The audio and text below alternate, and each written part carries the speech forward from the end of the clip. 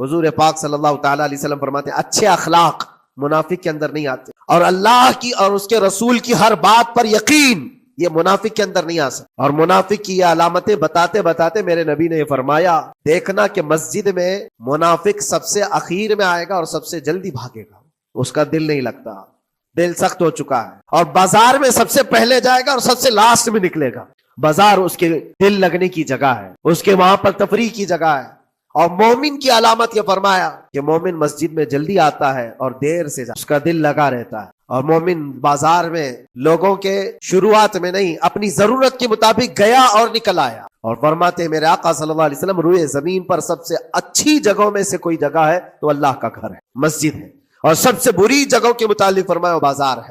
اب یہاں پر دلوں کے متعلق میں عرض کر رہا ہوں کہ کس کا دل کس پوزیشن میں ہے، اسے آج خود آزما لینا چاہیے۔ دوسری علامت، امام غزالی فرماتے ہیں قرآن پاک کھولے گا وہ صفحہ 2 صفحہ سے زیادہ پڑھ نہیں پائے گا، بند کرنے کا دل کرے گا۔ یہ تو چھوڑو اٹھانے کے بعد پڑھنے نہ پڑھنے کی بات ہے، کچھ تو چھونا بھی نہیں چاہتے، اٹھاتے ہی نہیں، سال پورا ہو گیا تو قرآن پکڑتے نہیں، تو پھر دل کی کیفیت کیا ہو چکی ہوگی، دل کیسا مریض ہوگا۔ بعض لوگ ہم سے یہ کہتے بھی تھے کہ حضرت پڑھنا تو آتا نہیں، کیا کریں گے قرآن؟ کہا اٹھانا تو آتا ہے۔ میں نے ان سے پوچھا قرآن اٹھانا تو آتا ہے، جب قسم کھانے کی بات ہوتی ہے تو کیسے قرآن اٹھا لیتے ہو، سر پہ رکھ لیتے ہو؟ اسی طرح سے قرآن کو ہی اٹھا کر کے سینے سے لگا کر اللہ کی بارگاہ میں دعا کرو کہ مولا میرے دل کے دروازے کھول دے۔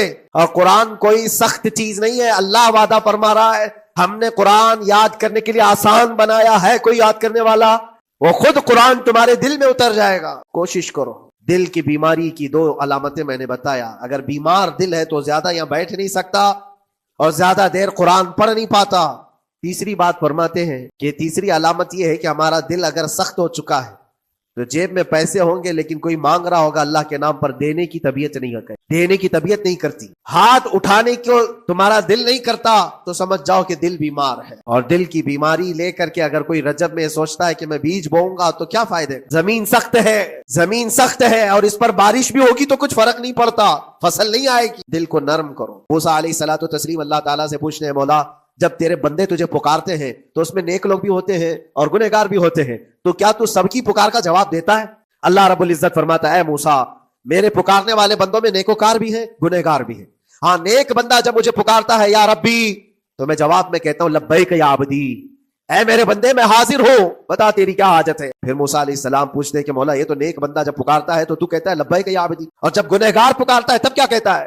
رب تعالیٰ فرماتا ہے جب میرا گنہگار بندہ مجھے پکارتا ہے یا ربی تو میں اس کے جواب میں 70 بار لبیک یا عبدی کہتا ہوں، ایک بار پکارے 70 بار جواب، ایسا کیوں ہے؟ تو فرماتا ہے میرا رب نیکوکار کو اس کی نیکیوں پر بھروسہ ہے کہ اللہ معاف کرے، اور گنہگار کو صرف میری رحمت پر بھروسہ، اس کے پاس ہے کچھ نہیں، صرف اللہ رب العزت کی رحمت ہے جو مجھے معاف کر سکتی ہے۔